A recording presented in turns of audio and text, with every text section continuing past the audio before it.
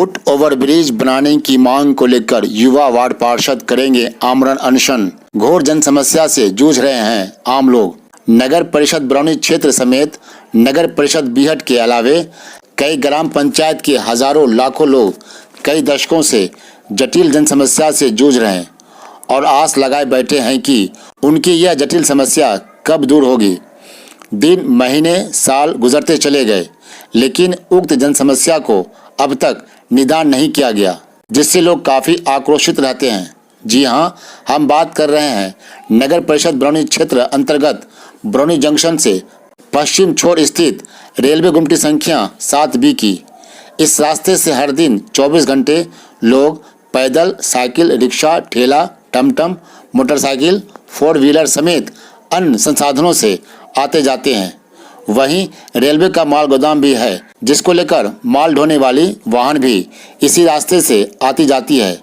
लेकिन सबसे मुश्किल बात यह है कि ट्रेनों के आवागमन, इंजन की सेंटिंग, मालगाड़ी के लाल सिग्नल पर आकर रुकने समेत विभिन्न कारणों से गुमटी प्रायः बंद रहती है, या यूं कहें कि लगातार आधे घंटे से लेकर पौने घंटे तक बंद रहने से गुमटी के दोनों तरफ अक्सर जाम की स्थिति बन जाती है और लोग ना चाहकर भी गुमटी पर खड़े होकर केबिन की ओर टकटकी लगाकर देखते रहते हैं कि कब गुमटी खुलेगी और वो अपनी मंजिल की ओर प्रस्थान करेंगे।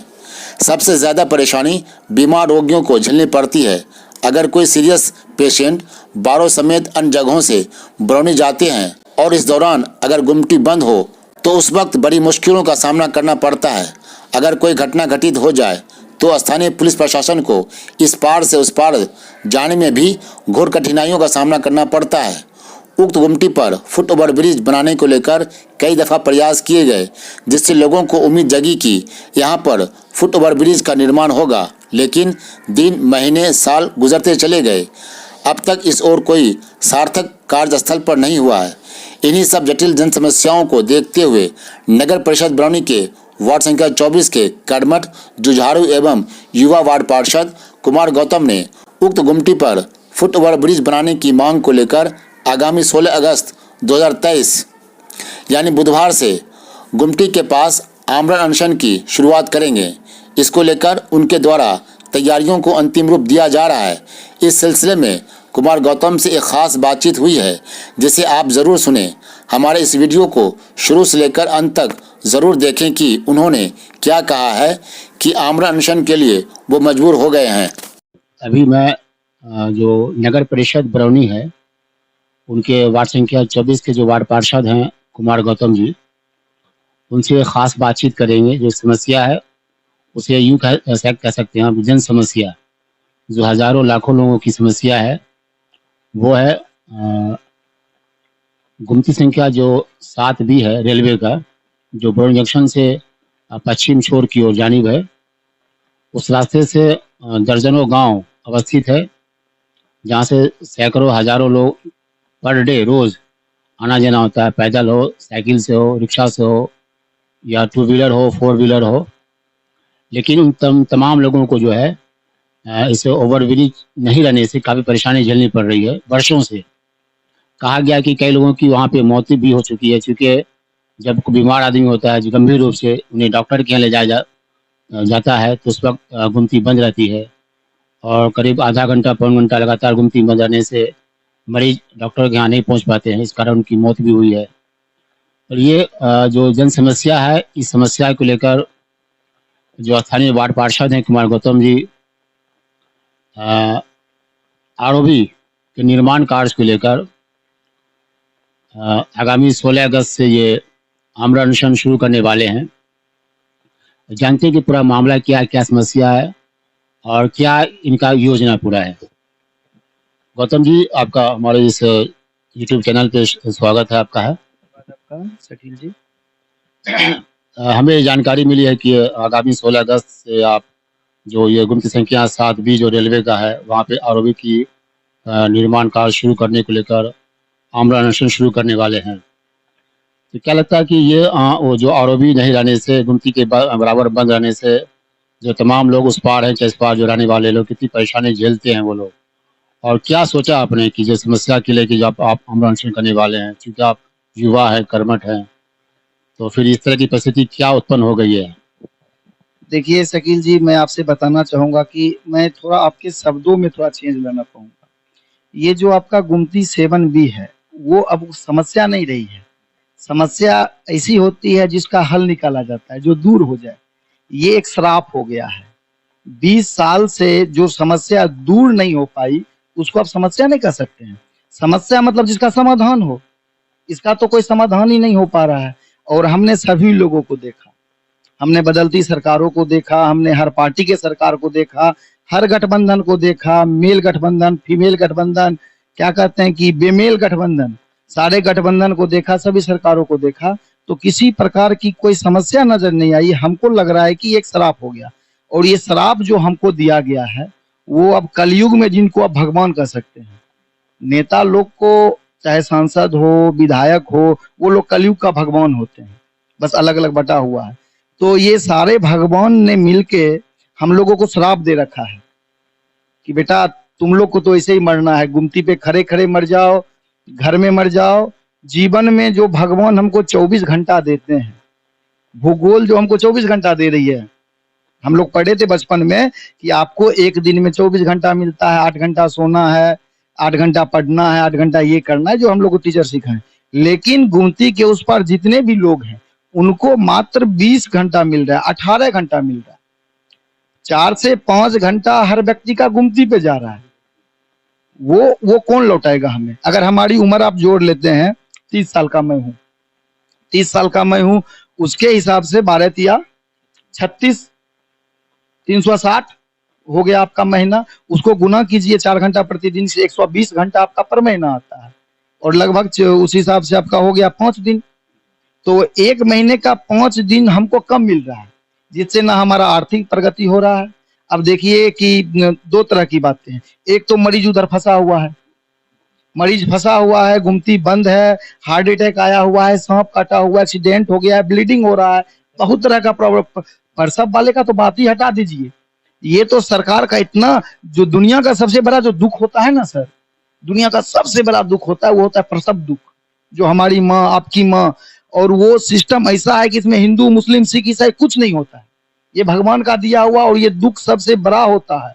और प्रसव के समय हमारी माँ, हमारी बहन अगर वहां खड़ी रहती है, तो वो कितना सरकार को कोसती होगी, मानवता कितना संसार होता है, बताया नहीं जा सकता है। चूंकि आप एक रिपोर्टर हैं शकील जी, मैं आपको बता दूं कि कितनी बार वहां पे रिक्शे पे बच्चे ने जन्म लिया है, ठेला पे बच्चे ने जन्म लिया है।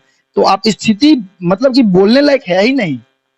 आपको अगर लग रहा है ये समस्या है, तो आपको भी गलत लग रहा है और सरकार को भी गलत लग रहा है। स्थिति बोलने लायक है ही नहीं। तो हम लोग जो घुट घुट के मरे, उससे अच्छा है कि बैठ गए हैं शांति रूपेण, दिनकर जी को माल्यार्पण करेंगे, वहां से उनका ओज के साथ आएंगे और गांधी जी को माल्यार्पण करके उन्हीं के गोद में बैठे रहेंगे, गांधी जी के वो गोद में, कि आपने हमको अहिंसा का पाठ पढ़ाया था और हम आपके पाठ पे खड़े हैं, पूरा हिंदुस्तान आपकी पूजा करते हैं।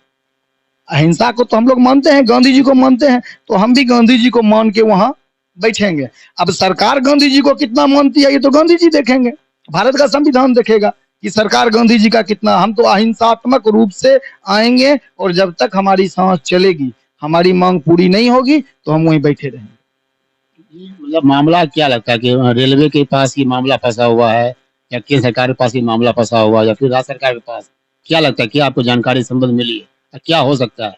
देखिए, हमको तो ज्यादा टेक्निकल नॉलेज है नहीं। जहां तक हमको नॉलेज है कि ये जो आरओबी, जिसको हम लोग रेल ओवर ब्रिज कहते हैं या ऊपरगामी रेल पुल कहते हैं, सड़क पुल, इसमें 3 तरह की बातें होती है। जिसमें जो पटरी आपका है बिछा हुआ, उसके ऊपर का टोटल वर्क जो होता है, वो रेल सरकार करती है, रेल विभाग करती है। उसके बाद जो आपका उसका अप्रोचिंग पथ बनता है, क्योंकि वो रेल अपने ऊपर तो बना देंगे, अप्रोचिंग पथ तो चाहिए। तो अप्रोचिंग पथ का काम भारत सरकार और बिहार सरकार दोनों मिलके करती है। तो ये मतलब कि तीनों की संस्था है। 3 मंत्रालय इसमें काम आते हैं। एक रेल मंत्रालय आ गए, एक सड़क एवं पुल मंत्रालय जो भारत सरकार का होता है वो आ गए, और एक पुल निर्माण बिहार सरकार का जो होता है वो आ गए। तो हमको जहां तक पता है, और हमने पेपर में या हमने आपको जो फाइल्स वगैरह दिखाई, उसमें रेलवे ने स्पष्ट रूप से बोला है कि भैया हमने अपने अपने हिस्सा का काम कर दिया है। आपका फाइल जो लटका हुआ है, बिहार राज्य सड़क निर्माण या पुल निर्माण जो है, जिसके मानिए कि हमारे जो अभी उप मुख्यमंत्री हैं, तेजस्वी सर हैं, उप मुख्यमंत्री हमारे हैं, युवा हैं, हम लोग के बड़े भैया हैं, उनके पास उनके मंत्रालय में हमारी फाइल फंसी हुई है। अब क्या कारण है, हम लोग तो उतने बड़े लोग हैं नहीं कि वहां जाके पूछे। हम लोग ने जब संविधान को देखा तो संविधान में पता चला कि आपकी मांगे पूरी नहीं होती है तो आप गांधी जी को लेके अनशन पे बैठ सकते हैं हिंसात्मक रूप से, सरकार आपकी बात मानेगी। तो बस हम संविधान के भरोसे और गांधी जी के भरोसे वहां बैठेंगे, इससे ज्यादा हम लोग को कोई जानकारी नहीं। क्या लगता है कि आपके आमरण अनशन के बाद जो आपकी उम्मीदें हैं, जो आशा कर रहे हैं आप, क्या वो आशा पूरी हो सकती है? देखिए, आशा तो 20 साल से कर रहे हैं, हमारे पिताजी भी किए थे, वो अब बूढ़े हो चले हैं, शायद उनके भी पिताजी किए होंगे। चूंकि ये दो बरौनी बहुत प्राचीन रेलवे स्टेशन है, बहुत पुराना रेलवे स्टेशन है। हमको लगता है कि जब भारत में रेलवे स्टेशन बनाया जा रहा तो हमको लगता था कि 10-20 जब बना होगा उसमें एक बरौनी भी होगा। हाँ, आजादी से पहले की है। तो उस समय से ही लोग इंतजार कर रहे थे। उस समय क्या था कि ग्रामीण इलाका था, लोग खुद उपजाते थे, खुद खाते थे। कपड़ा भी बहुत लोग खादी का बना के पहनते थे, तो मार्केट की जरूरत नहीं थी। अभी हम लोग का क्या है कि मार्केट इस पार आ गया है, हॉस्पिटल इस पार आ गया है, सब कुछ इस पार आ गया है, तो अब दिक्कतें आने लगी है। तो हम तो जब तक 20 साल से 10 साल के बाद लोग सोचना समझना शुरू करता है, 20 साल से देख रहे हैं, आशा कर रहे हैं, तो अब तो आशा नहीं रहा है। लेकिन खुद पे आशा नहीं है, लेकिन भारत के संविधान पे और गांधी जी के अहिंसा पे और गांधी जी के द्वारा किया गया आमरण अनशन पे हमको आशा है कि हम उनको साक्षी मान के वहां बैठेंगे। और हमारी सरकार अच्छी है, चाहे केंद्र सरकार हो, राज्य सरकार हो, हमको किसी पार्टी किसी सरकार से कोई अति नहीं है। हमारा जो अनशन है ना, हमारा अपना अधिकार, हमारा संविधान जो मूल अधिकार दिया है, हमने अपना जो कर्तव्य है हम वो कर्तव्य कर रहे हैं। तो हमारा जो मूल अधिकार है उसके अनुसार हमारी जो मांग है वो पूरी हो जाए, हम लोग बस इतना ही चाहते हैं। हमको किसी सरकार से, रेलवे से कोई लड़ाई नहीं है। बस हम चाहते हैं कि हमारी जो मांग है, अगर फाइल कहीं अटकी पड़ी है तो उसको थोड़ा आगे बढ़ा के और इस पुल का निर्माण का कार्य संपूर्ण करा दिया जाए। इतनी बड़ी जिम्मेदारी आप अकेला लेकर चले हैं, क्या लगता है कि लोगों का समर्थन इसमें आपको मिलेगा? देखिए, हम अकेले तो हैं नहीं। सबसे बड़ी बात है कि एक व्यक्ति अकेला हो सकता है, एक योजना अकेले किया जा सकता है, लेकिन जब आप आमरण अनशन पे निकलते हो तो आप अकेले नहीं हो। सबसे पहले तो प्रकृति आपके साथ है, आपके पूर्वज, आपके स्वतंत्रता सेनानी, आपको जिसने देश को आजाद कराया, 15 अगस्त को हम खुद अपने वार्ड में झंडा फहराएंगे और उन सब स्वतंत्रता सेनानियों को साथ करके यहाँ आएंगे, उनकी आत्माओं को उनके साथ बैठेंगे। तो वो लोग तो हमारे साथ ही हैं। और रही बात वार्ड 24 की जनता, तो हमारे साथ थी, तब तो हम 5 पार्षद हैं। वार्ड 24 की जनता तो हमारे साथ है ही। बाकी फाटक के उस पार के जितने भी वार्ड पार्षद हैं, वहाँ की जनता है, उनका भी हमको आशा है कि भरपूर सहयोग मिल रहा है और मिलेगा। बाकी हमारे साथ हमारे उप मुख्य पार्षद भी हैं, हमारे पार्षद भी हैं, उन लोगों ने भी हम लोग को वचन दिया है कि हम लोग भी आपका सहयोग करेंगे। क्योंकि आप देखिए, हमारा बरौनी नगर परिषद का ऑफिस भी उधर ही है।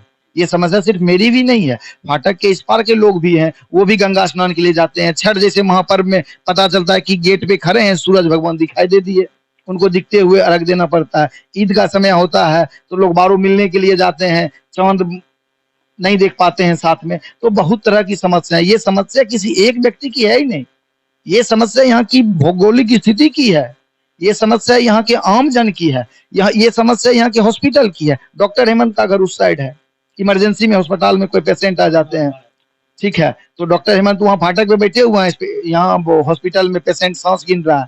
थाना इस पार है, कहीं गोली चल गया, कहीं लूट हो गया, मस्ती में है चोर कि हम लोग के हाथ में 1 घंटा है, फाटक बंद है, एक लोग फाटक पे खड़ा है और आराम से चोरी कर रहा है। फाटक नहीं खुला है बेटा, करो आराम से चोरी, कोई टेंशन नहीं है। खुला फोन किया, वो लोग भाग गए। तो ये समस्या किसी एक व्यक्ति की है ही नहीं, ये समस्या ये पूरे पूरे बरौनी की है। और मुझे पता है, मुझे आशा है कि सभी लोग मेरा सहयोग करेंगे और इस समस्या पे मैं तो आमरण अनशन पे रहूंगा ही। मैं लोगों से भी कहता हूं कि 1-1 दिन का, 2-2 घंटे का, 5-5 घंटे का हमारे साथ आए, बैठे और शांति रूपेण अपनी समस्याओं को सरकार के पास भेजे। तो अभी आपने देखा कि जो है कुमार गौतम जी जो गुमती संख्या 7B का जो समस्या है, आरओबी की मांग को लेकर वो आमरण अनशन करने वाले हैं। कितना सार्थक और सफल हो पाता है, क्योंकि इनका कहना है कि जब तक हमारी सांसें जिंदा है, सांसें बची रहेगी, हमारा आमरण अनशन जारी रहे, चूंकि हमारा एक ही मांग है कि यहाँ पे आरओबी का निर्माण हो। मैं मोहम्मद शकील अज़ा, नगर परिषद बरौनी।